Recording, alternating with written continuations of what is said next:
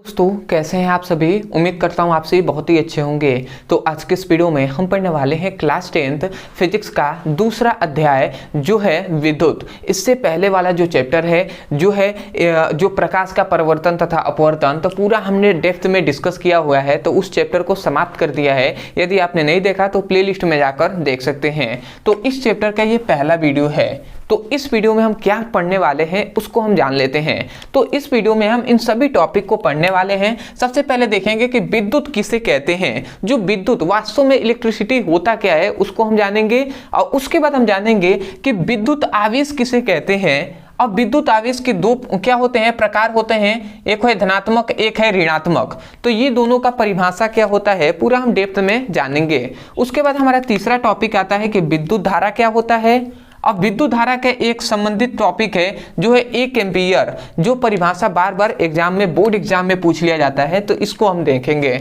उसके बाद आता है विभवांतर क्या होता है, और उसके बाद हम देखेंगे कि विद्युत विभव क्या होता है। ठीक है, इस पे हम पूरा डेप्थ में जानेंगे। और इसके संबंध में एक टॉपिक होता है कि 1 वोल्ट का परिभाषा, तो इसको भी हम समझेंगे। अब मैं आपको विश्वास दिलाता हूं कि बहुत ही आसानी तरीके से ये सभी टॉपिक समझ में भी आएंगे, अब वीडियो में ही याद भी हो जाएंगे। तो चलिए दोस्तों अपने टॉपिक को शुरू करते हैं। तो यहां पर हम एक एक टॉपिक को समझेंगे। तो सबसे पहले हम पढ़ते हैं, सबसे पहले हमारा हो जाएगा विद्युत। तो वास्तव में इलेक्ट्रिसिटी होता क्या है। तो देखिए विद्युत का हम बहुत तरीके से विद्युत को हम कह सकते हैं, परिभाषा दे सकते हैं, परंतु याद रखेंगे जो विद्युत होता है ना, जो विद्युत होता है वो क्या होता है, फॉर्म ऑफ एनर्जी, मतलब ऊर्जा का एक रूप होता है। जो विद्युत होता है वो ऊर्जा का एक रूप होता है जो पदार्थों के घर्षण के कारण उत्पन्न होता है। जो क्या होता है, जो पदार्थों के घर्षण के कारण क्या होता है, उत्पन्न होता है। समझ में आ गया। हमने क्या कहा कि जो विद्युत होता है, इलेक्ट्रिसिटी, वो क्या है, एक ऊर्जा का रूप है जो पदार्थों के घर्षण के कारण उत्पन्न होता है। जैसे कि मान लेते हैं ये एक पदार्थ है, ठीक है, और ये एक और पदार्थ है, ठीक है। अब इन दोनों पदार्थों के बीच, ये ए पदार्थ है और ये बी पदार्थ है, जब इन दोनों पदार्थों के बीच क्या होगा, घर्षण होगा। क्या होगा, घर्षण, ठीक है, मतलब टकराव होगा, तो क्या होगा, तभी जाकर विद्युत उत्पन्न होता है। जैसे कि बादल में आप देखे होंगे बारिश के दिनों में क्या होता है, बादल का चमकना, ठीक है, बिजली चमकती है ऐसे हम कहते हैं। तो क्या होता है, जब दो बादल आपस में टकराते हैं तब जाकर विद्युत का उत्पन्न होता है। और जो चमक उत्पन्न होता है, ठीक है, तो वो वास्तव में बिजली होती है। वास्तव में क्या होता है, वो विद्युत होता है, ठीक है, वो लाइट्स नहीं होता है, वो विद्युत होता है, ठीक है। तो हम क्या कह रहे हैं कि दो पदार्थों के बीच, जैसे वहां पर ऊपर में क्या होता है, बादलों का बीच आकर्षण होता है, क्या होता है, घर्षण होता है। उसी प्रकार दो पदार्थों के बीच जब भी घर्षण होगा तो क्या होगा, उत्पन्न होगा, तो वहां पर विद्युत उत्पन्न होगा। तो हम डेफिनेशन क्या लिख सकते हैं, डेफिनेशन अगर हमसे कोई पूछता है कि विद्युत का डेफिनेशन बताइए, तो आप कहेंगे कि विद्युत एक प्रकार का ऊर्जा का रूप है जो दो पदार्थों के, या आप सिंपल में कहें कि पदार्थों के घर्षण के कारण उत्पन्न होता है। तो आशा करते हैं आप समझ गए होंगे। तो मैं यहाँ पे डेफिनेशन लिख दे रहा हूं कि विद्युत ऊर्जा का रूप है जो पदार्थों के घर्षण के कारण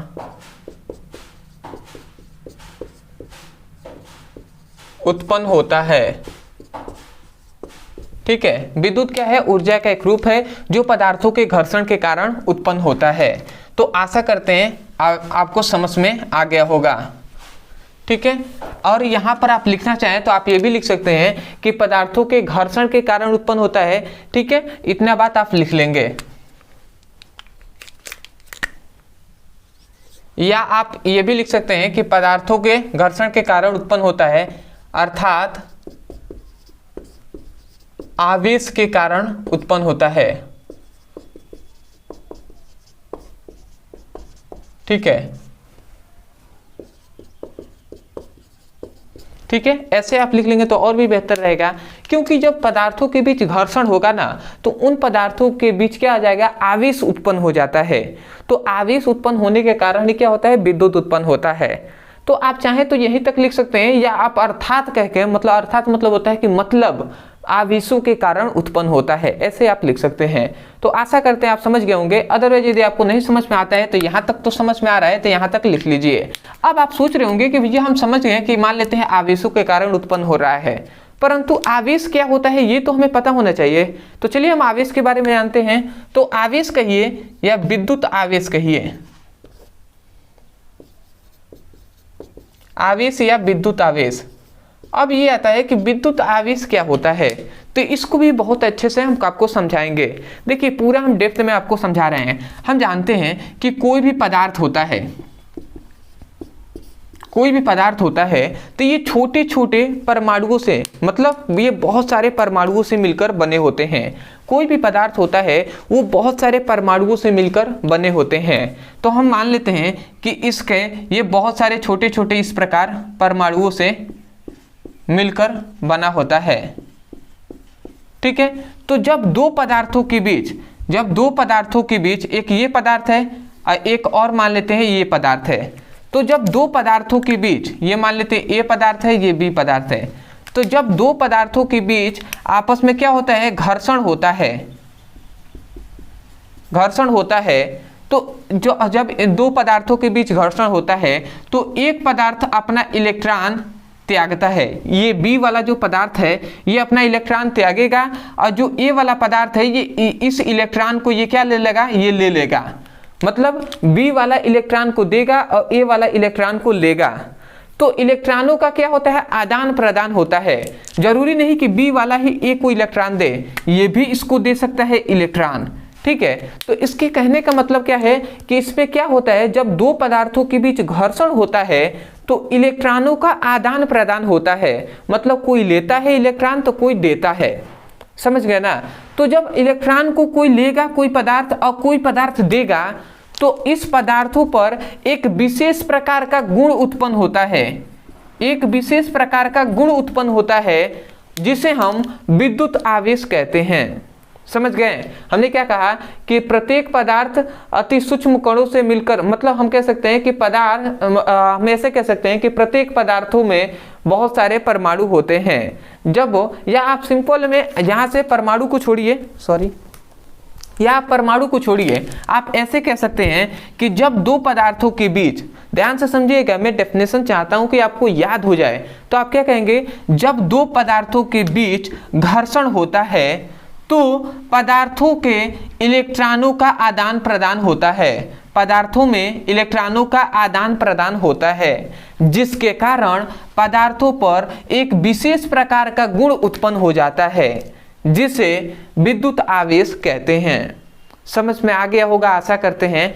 तो एक बार और मैं डेफिनेशन बोल रहा हूं, जो भी स्टूडेंट ध्यान से सुन रहे हैं और इसे अपने नोट्स में लिख रहे हैं या रफ की कॉपी में, वो लिखिए। मैं डेफिनेशन लिखवाऊंगा, ठीक है, पर आप लिखिए। आप क्या लिखेंगे कि जब दो पदार्थों के बीच घर्षण होता है तो पदार्थों में इलेक्ट्रॉनों का आदान प्रदान होता है, तब पदार्थों पर एक विशेष प्रकार का गुण उत्पन्न होता है जिसे विद्युत आवेश कहते हैं। तो आशा करते हैं कि आपको समझ में आ गया होगा।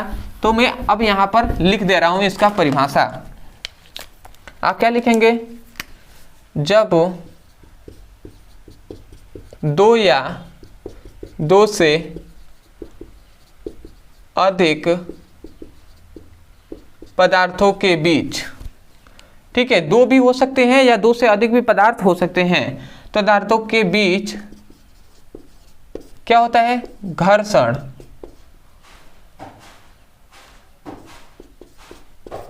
होता है, तो पदार्थों में इलेक्ट्रॉनों का आदान प्रदान होता है,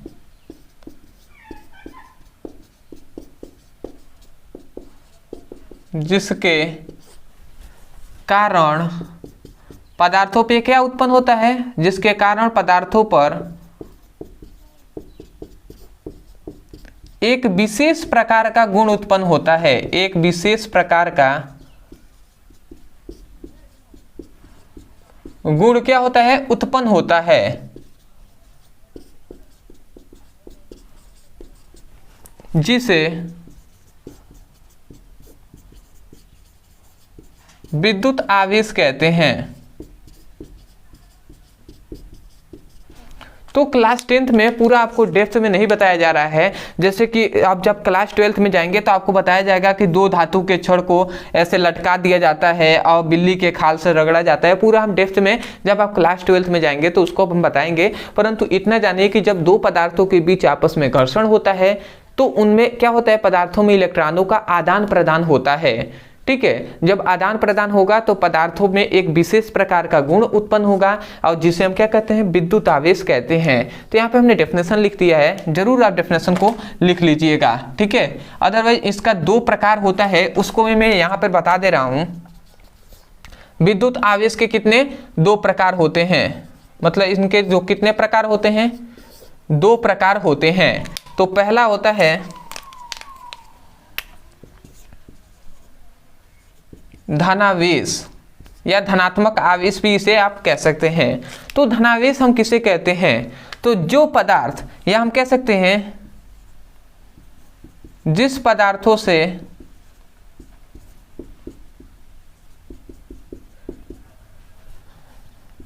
इलेक्ट्रॉनों का,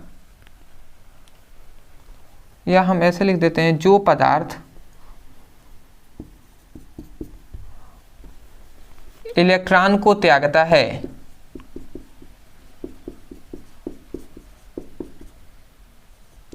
उस पर उत्पन्न आवेश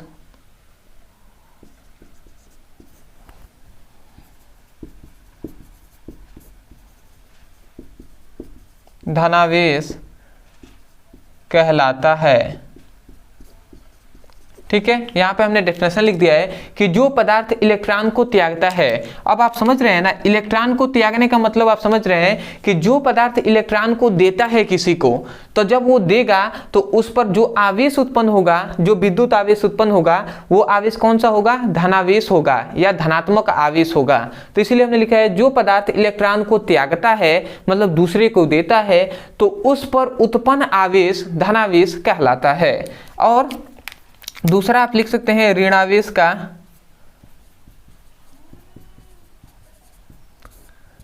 ऋणावेश कहें या ऋण आवेश कहें, ऋणात्मक आवेश कहें, तो आप कह सकते हैं जो पदार्थ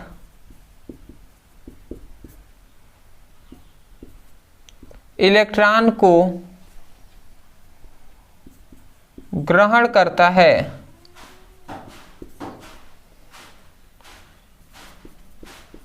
उस पर उत्पन्न आवेश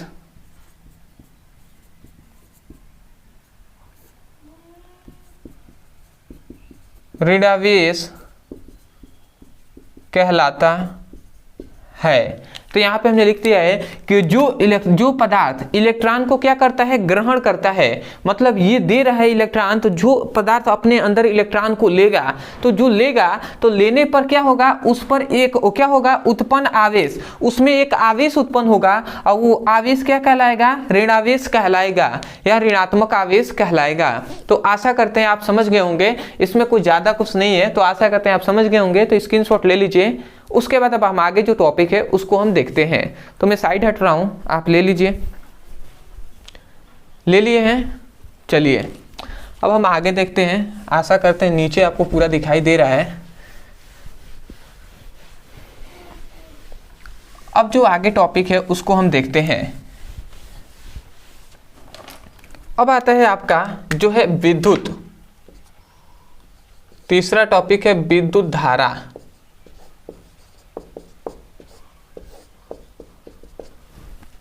तो देखिए विद्युत धारा को भी बहुत तरीके से परिभाषा कर सकते हैं, ठीक है, परंतु यहाँ से हम इसके फॉर्मूले से ही इसका परिभाषा करेंगे। तो विद्युत धारा बराबर होता है, विद्युत धारा बराबर होता है आवेश बटे समय। ठीक है, तो इस फॉर्मूले को आप नोट्स में लिख लीजिएगा। ठीक है, तो आप यहाँ से मैं अगर संकेत रूप में लिखूँ तो I बराबर हम लिख सकते हैं Q/T। ठीक है, इस प्रकार हम लिख सकते हैं। अब यहाँ पे थोड़ा सा आपको ध्यान देना है, हम यहाँ से दो तरीके से परिभाषा कर सकते हैं। चलिए हम इससे पहले परिभाषा करते हैं। तो हम इतना बात जानते हैं कि जब कोई भी भौतिक राशि हो और उसके नीचे यदि हम समय से भाग दे रहे हैं तो उसको हम समय ना कहकर हम उसको दर पढ़ते हैं। क्या पढ़ते हैं? उसे हम दर कहते हैं। तो हम कह सकते हैं कि किसी चालक में कोई भी चालक है, उसी में तो आवेश प्रवाहित होगा ना। जैसे कि आपको थोड़ा सा मैं समझाऊं, ये कोई चालक तार है, तो इसी चालक तार में आवेश प्रवाहित होगा। तो हम यही कह रहे हैं कि किसी चालक में, ये क्या है? चालक है।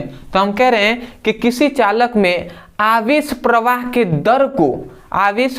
दर को विद्युत धारा कहते हैं। समझिए, आवेश अगर इस चालक में हम प्रवाहित कर रहे हैं तो जितना समय लगेगा उसे हम क्या कहेंगे? विद्युत धारा कहेंगे। तो हम इसीलिए कह रहे हैं कि किसी चालक में आवेश प्रवाह के दर को विद्युत धारा कहते हैं। तो ये तो हुआ आपका पहला डेफिनेशन। तो आप इस प्रकार भी कह सकते हैं कि किसी, मैं यहाँ पे डेफिनेशन लिख दे रहा हूं, किसी चालक में आवेश प्रवाह की दर को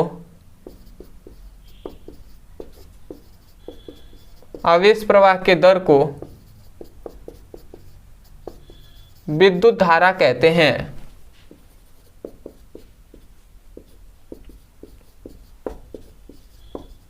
ठीक है, तो हमने यहाँ पे लिख दिया है किसी चालक में आवेश प्रवाह के दर को विद्युत धारा कहते हैं। इसका हमने परिभाषा लिख दिया है, इसका फॉर्मूला भी हमने लिख दिया है। अब इसको हम एक और तरीके से परिभाषा कर सकते हैं कि यदि यहाँ पे जो T है, ठीक है, जो समय है मतलब जो T है, उसको यदि हम इकाई लेते हैं, इकाई मतलब एक, मतलब क्या? इकाई, या इकाई ना कहकर आप एकांक भी कह सकते हैं। ठीक है, तो यदि समय को हम एकांक ले लेते हैं तो जो आवेश होगा वो T के बराबर हो जाएगा, जो Q होगा वो I के बराबर हो जाएगा। समझिएगा, जब T का मान 1 हो जाएगा तो जो Q होगा वो I के बराबर हो जाएगा कि नहीं हो जाएगा? बिल्कुल हो जाएगा। तो हम यहीं से कहेंगे ये Q क्या है? आवेश है ना, I क्या है? विद्युत धारा है। तो हम यही कहेंगे कि एकांक समय में प्रवाहित आवेश को विद्युत धारा कहते हैं। समझ गए? हमने क्या कहा कि एकांक समय में प्रवाहित आवेश को विद्युत धारा कहते हैं। तो आप इस प्रकार भी डेफिनेशन कर सकते हैं। तो इसका डेफिनेशन आप दूसरा लिख सकते हैं, या तो आप ये लिख दीजिए या आप ये लिख सकते हैं कि एकांक समय में प्रवाहित आवेश को विद्युत धारा कहते हैं। ठीक है, तो हमने दो डेफिनेशन लिख दिया है। ठीक है, इसलिए हमने दो डेफिनेशन लिखा है क्योंकि बहुत से ऐसे स्टूडेंट हैं जो कहते हैं कि ये डेफिनेशन नहीं होगा, ये होगा। ठीक है, वो अलग डेफिनेशन याद करते हैं। देखिए, डेफिनेशन जो परिभाषा होता है ना, उसको बहुत तरीके से हम कर सकते हैं, क्योंकि परिभाषा का मतलब होता है उस टॉपिक को समझाना कि वो टॉपिक है क्या, उसी को तो बताना परिभाषा होता है ना। तो इसीलिए हमने परिभाषा दो तरीके से बोला है और दो तरीके से हमने यहाँ पे लिखवाया है। किसी बुक में इस प्रकार लिखा गया है, किस बुक में इस प्रकार। तो दोनों परिभाषा सही है और दोनों तरीके से आप परिभाषा कर सकते हैं। इसलिए कोई भी अगर आपको डेफिनेशन बताता है तो ऐसा मत कहिए गलत है, उसको समझिए कि वो कहा क्या जा रहा है। इसमें भी कहा जा रहा है कि आवेश को प्रवाहित करने में जो लगा समय है उसको हम क्या कहते हैं? विद्युत धारा कहते हैं। और इसमें भी यही कहा जा रहा है कि 1 सेकंड में जितना आवेश प्रवाहित होगा उसे हम विद्युत धारा कहते हैं। तो मतलब दोनों का क्या निकला कि आवेश को ही प्रवाहित करने में लगे समय हम कह रहे हैं। ठीक है, भले यहाँ पे 1 सेकंड कहा जा रहा है और यहाँ पे कहा जा रहा है कि समय, जितना समय लगे प्रवाहित होने में। तो दोनों बात तो एक ही है, दोनों का मतलब है कि आवेश को प्रवाहित, आवेश किस प्रकार, मतलब जो चार्ज है वो किस प्रकार फ्लो करें। तो आशा करते हैं कि आपको समझ में दोनों परिभाषा और दोनों फॉर्मूला आ गया होगा। दोनों फॉर्मूला का एक ही फॉर्मूला है, इसको हमने संकेत रूप में लिखा है। अब इस पर दो आपसे पूछ लिया जाता है, सबसे पहले ये पूछा जाता है कि आवेश का मात्रक क्या होता है। तो आपको याद रखेंगे कि आवेश का मात्रक होता है कूलाम प्रति सेकेंड।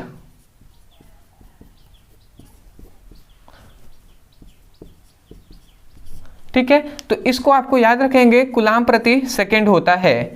और इसकी बीमा याद रखेंगे, या बीमीय सूत्र भी हम कहते हैं। तो इसका बीमा या बीमीय सूत्र आप याद रखेंगे, ए होता है। क्या होता है? इसका बीमीय सूत्र क्या होता है? ए होता है। ठीक है, और अगला अपना पॉइंट से एक और याद रखेंगे कि ये कौन सी राशि होती है? तो ये अदिश राशि होती है। अदिश राशि का मतलब इसमें परिमाण होता है, इसमें दिशा नहीं होती है। किसमें? विद्युत धारा में। तो आशा करते हैं आप समझ में आ गया होगा। तो आप इसका स्क्रीनशॉट ले लीजिए। उसके बाद हम आगे जो टॉपिक है जो है कि 1 एम्पीयर का परिभाषा। ठीक है, इसका दूसरा एक और परिभाषा, एक तो हो गया विद्युत धारा का एक मात्रक हो गया कूलाम प्रति सेकेंड, और दूसरा एक होता है एम्पीयर। ठीक है, इसको आपको याद रखना है, एम्पीयर होता है दूसरा परिभाषा। तो मात्रक। तो अब हम देखेंगे कि 1 एम्पीयर का परिभाषा क्या होता है, उसको भी बहुत अच्छे से समझेंगे। तो आप स्क्रीनशॉट ले लीजिए। ले लिए हैं? चलिए अब हम 1 एम्पीयर का परिभाषा देख लेते हैं। तो मैं ज़्यादा कुछ नहीं यहीं पे मिटका कर अब मैं आपको बता दे रहा हूँ कि 1 एम्पीयर का परिभाषा हम कैसे करते हैं।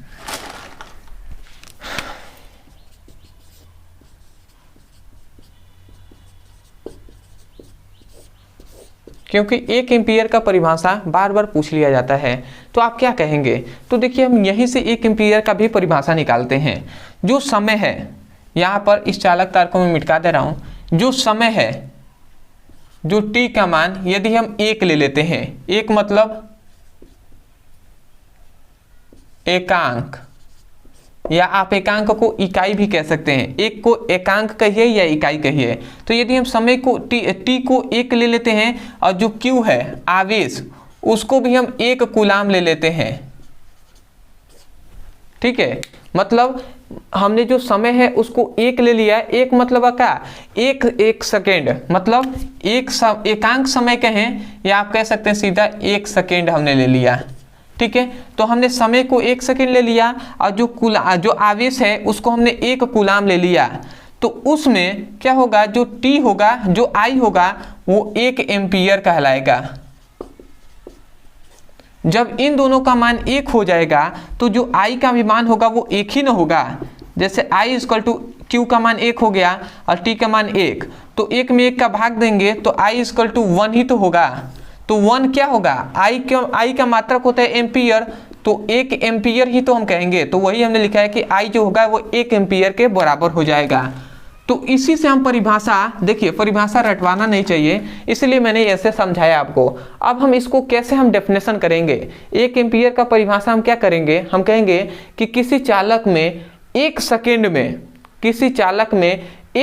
में 1 कूलाम आवेश को प्रवाहित करते हैं, तो उस चालक में उत्पन्न विद्युत धारा 1 एम्पीयर कहलाता है। हमने क्या कहा? ये सेकेंड मतलब समय है, तो हम कह रहे हैं कि किसी चालक में 1 सेकेंड में 1 कूलाम आवेश को प्रवाहित करते हैं, तो उस चालक में उत्पन्न धारा या उत्पन्न विद्युत धारा 1 एम्पीयर कहलाता है। तो आशा करते हैं कि आपको समझ में आ गया होगा कि कोई भी चालक है उसमें 1 सेकेंड तक हम क्या कर रहे हैं? 1 कूलाम आवेश को प्रवाहित कर रहे हैं। तो उस चालक में जो विद्युत धारा उत्पन्न होगा वो विद्युत धारा 1 एम्पीयर कहलाएगा। तो मैं यहाँ पे डेफिनेशन लिख रहा हूँ। क्या लिखेंगे? कि 1 सेकेंड तक, मतलब किसी चालक में 1 सेकेंड तक 1 कूलाम आवेश को प्रवाहित करते हैं, तो उस चालक में उत्पन्न विद्युत धारा 1 एम्पीयर कहलाता है। तो आशा करते हैं आप समझ गए होंगे। मैं लिखते रहा हूं, किसी चालक में 1 सेकेंड तक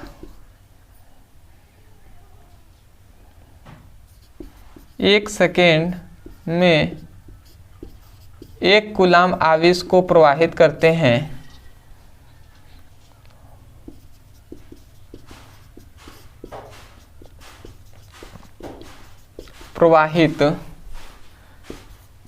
करते हैं तो उस चालक में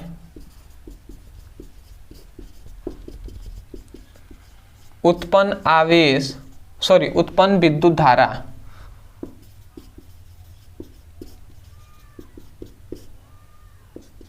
1 एम्पीयर कहलाता है।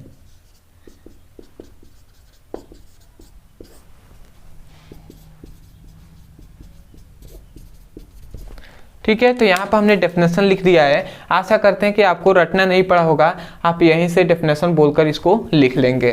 ठीक है, मेरा यही कोशिश रहता है कि कोई भी स्टूडेंट जो पढ़ रहा है उसको रटना ना पड़े, क्योंकि रटे रहेंगे तो बहुत जल्दी आप भूल भी जाएंगे और रट कर कुछ फ़ायदा होने वाला तो है नहीं। ठीक है, तो इसलिए मैं पूरी कोशिश करता हूँ कि जो भी 2, 4, 10, 20 जो भी स्टूडेंट हमसे पढ़ें, ठीक है, वो मन लगा के पढ़ें और कभी भी कोई भी चीज़ को रटे नहीं, उसको समझ कर उसको याद करें। ठीक है, और आपका भी एक फर्ज बनता है कि जो भी आपके फ्रेंड्स हैं, जो भी आपके संपर्क में, उनसे जरूर कहिए कि इस चैनल से आप पढ़ाई कीजिए और आप भी पढ़ाई करते रहिए और प्लेलिस्ट के अनुसार पढ़ाई कीजिए, आपको समझ में आएगा और भी बेहतरीन तरीके से। प्लेलिस्ट का मतलब आप समझ रहे हैं ना, वीडियो 1 मतलब पार्ट 1, पार्ट 2, पार्ट 3। ठीक है, चैप्टर 1 से आप पढ़ते हुए आइए, अंत में हम बताएंगे कि कैसे आप उसको पढ़ सकते हैं। तो आशा करते हैं आप इतना समझ गए होंगे, तो स्क्रीनशॉट ले लीजिए। उसके बाद अब हम देख लेते हैं कि विद्युत विभव किसे कहते हैं, तो आप स्क्रीनशॉट ले लीजिए।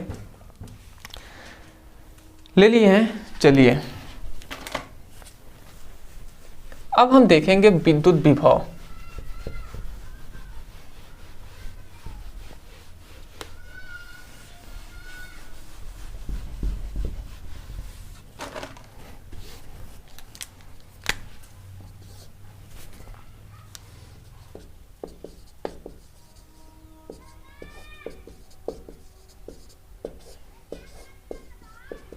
देखिए विद्युत विभव क्या होता है इसको हम समझते हैं। तो विद्युत विभव का फॉर्मूला होता है V=W/Q। ये विद्युत विभव का फॉर्मूला है, जहां पर W क्या है, कार्य है, और Q क्या है, आवेश है, और V का मतलब विद्युत विभव है। तो यहीं से हम इसका परिभाषा करेंगे, आपको थोड़ा सा ध्यान से आपको समझना है। मैं यहाँ पे एक फिगर बना रहा हूँ क्योंकि मैं चाहता हूँ कि आपको फिगर से ही विद्युत विभव का परिभाषा याद हो जाए। इसका हम फॉर्मूले से भी कर सकते हैं। तो कैसे हम करेंगे, देखिए, चलिए मैं फिगर से ही बता रहा हूँ। ये कोई मान लेते हैं, ये कोई विद्युत क्षेत्र है। क्या है, विद्युत क्षेत्र।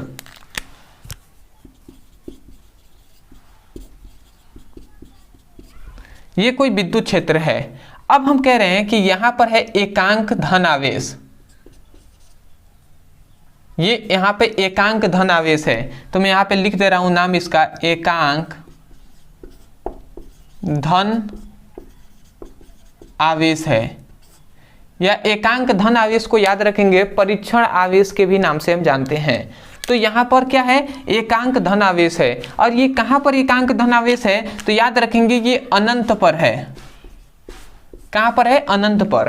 तो हम यही कह रहे हैं कि एकांक धन आवेश को अनंत से विद्युत क्षेत्र के किसी भी बिंदु तक लाने में किया गया कार्य ही क्या कहलाता है, किया गया कार्य ही विद्युत विभव कहलाता है। समझ गए। देखिए हमने कितने अच्छे से आपको समझाया फिगर से ही कि ये एक विद्युत क्षेत्र है। तो हमने कहा कि एकांक धन आवेश को अनंत से विद्युत क्षेत्र के किसी बिंदु तक लाने में किया गया कार्य विद्युत विभव कहलाता है। तो आशा करते हैं कि आपको समझ में आ गया होगा कि वास्तव में विद्युत विभव होता क्या है। तो विद्युत विभव आपको पता चल गया, विद्युत विभव एक प्रकार का कार्य ही है। और कौन सा कार्य है कि अनंत से कोई एकांक धन आवेश को हम कहाँ ले आ रहे हैं, विद्युत क्षेत्र में। तो लाने में जो किया गया कार्य होगा वही विद्युत विभव कहलाएगा।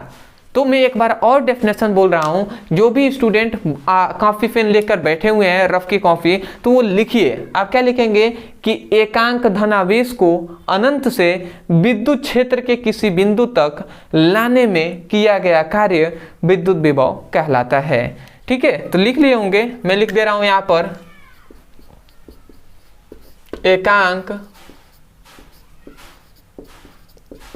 एकांक धन आवेश को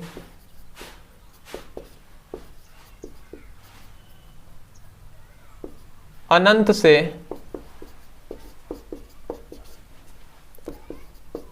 विद्युत क्षेत्र के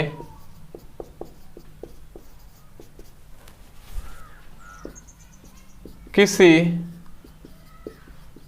बिंदु तक लाने में किया गया कार्य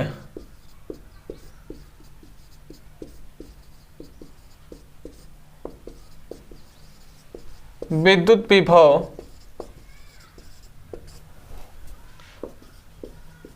कहलाता है। तो यहाँ पे हमने डेफिनेशन लिख दिया है कि एकांक धनावेश को अनंत से विद्युत क्षेत्र के किसी बिंदु तक लाने में किया गया कार्य विद्युत विभव कहलाता है। उसके बाद आप इस फॉर्मूले को लिख लीजिएगा। अब आता है यहाँ पे कुछ पॉइंट्स कि विद्युत विभव का मात्रक क्या होता है।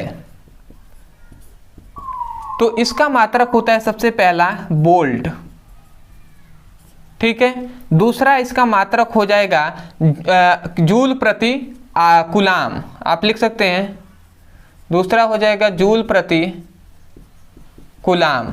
तो आप इन दोनों मात्रक को याद रखेंगे। ऑब्जेक्टिव टाइप क्वेश्चन में, मतलब बहुविकल्पीय क्वेश्चन में आपसे कह दिया जाता है कि विद्युत विभव का मात्रक है, और वहां पे वोल्ट ऑप्शन में ना देकर, ठीक है, आपको दे देगा जूल प्रति कूलाम।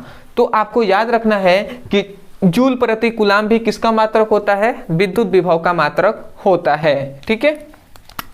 एक और पॉइंट याद रखेंगे कि ये कौन सी राशि होती है, तो ये अदिश राशि होती है, ठीक है। ये कौन सी राशि होती है, जो विद्युत विभव होता है वो अदिश राशि होता है, ठीक है। अगला इसका एक और पॉइंट याद रखेंगे, इसका बीमीय सूत्र।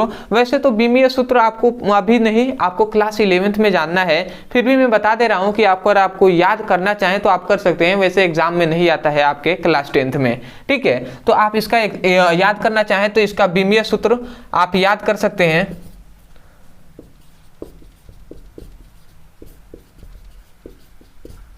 इसका बीमीय सूत्र होता है ml2t-3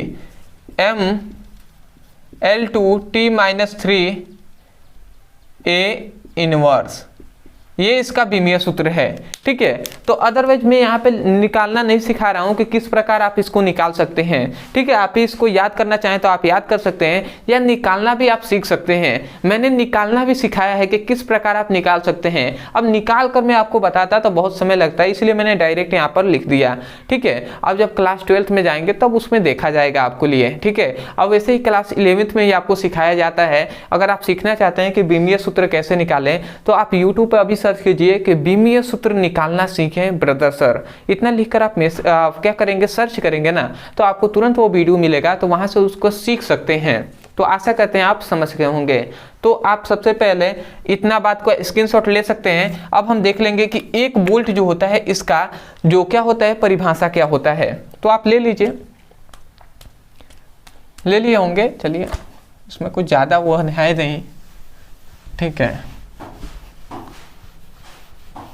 इतना ही हम मिटकाते हैं आपको।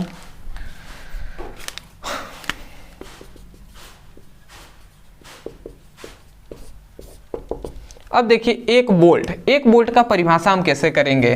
तो यहां से हम बहुत ही सिंपल वे में 1 वोल्ट का परिभाषा करेंगे। यदि जो आवेश है, आवेश को हम 1 कूलाम ले लेते हैं, ठीक है, और जो क्या है कि W है उसको हम 1 जूल ले लेते हैं।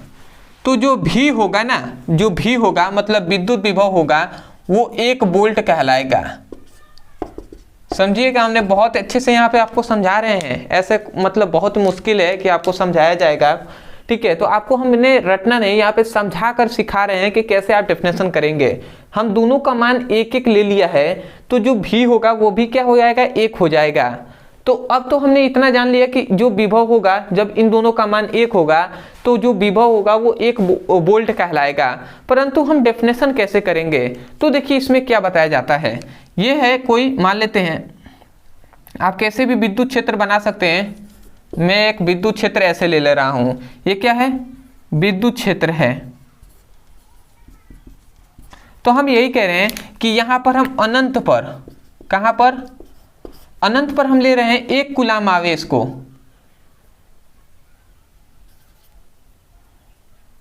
यहां पे हम लिख रहे हैं Q = 1, कूलाम।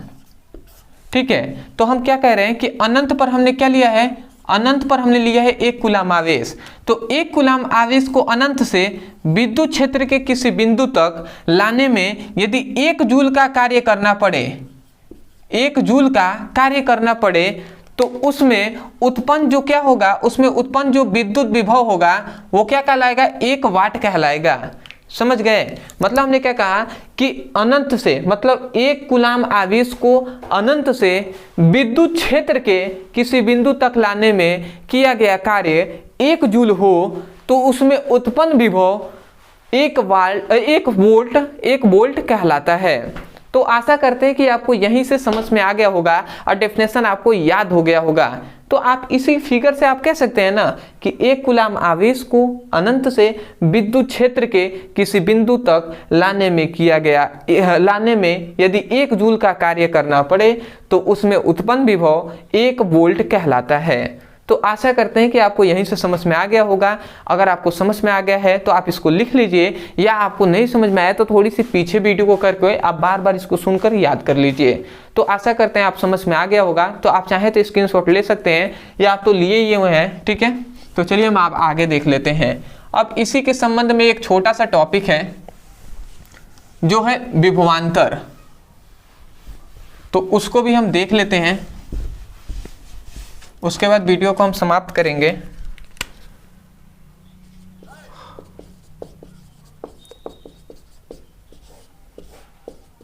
तो देखिए, विभवांतर का परिभाषा भी बहुत सिंपल है। ये कोई हम विद्युत क्षेत्र ले रहे हैं, अब छोड़िए, आपको थोड़ा सा अच्छे से ही फिगर से ही समझा दे रहे हैं। ठीक है, तो विभवांतर हम क्या कहेंगे, यहाँ पे 2 पॉइंट्स हम ले रहे हैं, विद्युत क्षेत्र है ये। चलिए आप कोशिश कीजिएगा कि इसका डेफिनेशन आप सुनकर लिखने का। ये विद्युत क्षेत्र है ए और बी। ठीक है, तो ये विद्युत क्षेत्र है, तो विद्युत क्षेत्र में हमने 2 पॉइंट्स लिया है, 2 बिंदु, एक है ए बिंदु, एक है बी बिंदु। तो यहां पर हमने ले लिया है एकांक धन आवेश।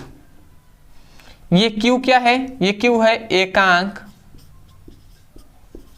धन आवेश है, और ये कहां पर है, तो अनंत पर है। ठीक है, तो अब हम यहां से डेफिनेशन करेंगे।